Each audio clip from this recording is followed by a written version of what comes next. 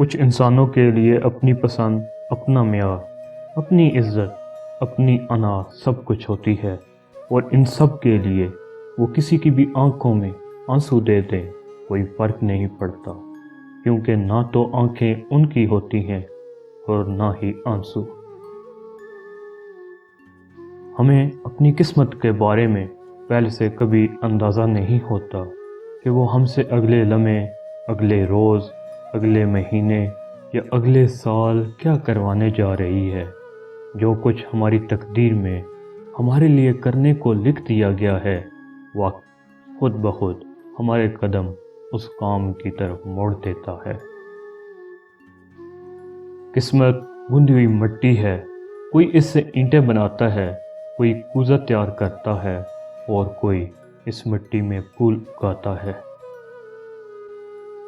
دنیا میں مری ہوئی محبت سے زیادہ مردہ اور کوئی چیز نہیں ہوتی، اور اس سے بھی زیادہ مرے ہوئے وہ لوگ ہوتے ہیں جو مردہ محبت کا جنازہ اپنے وجود کے اندر دفنائے زندہ لوگوں کے درمیان چلتے پھرتے اٹھتے بیٹھتے ہیں۔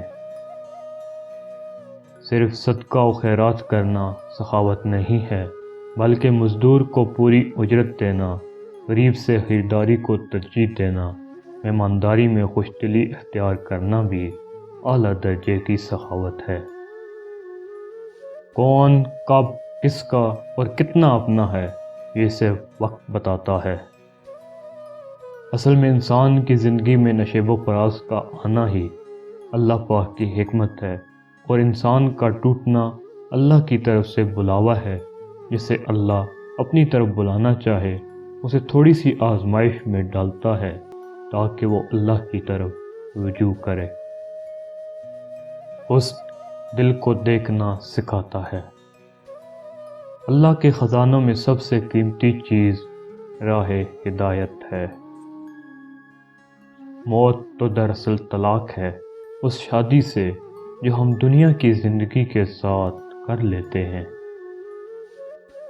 جب بھی آپ کو دوسروں کی طرف سے کوئی ناخوشگوار تجربہ پیش آئے تو سمجھ لیجئے کہ وہ خود آپ کی کسی کمی کی بنا پر پیش آیا ہے۔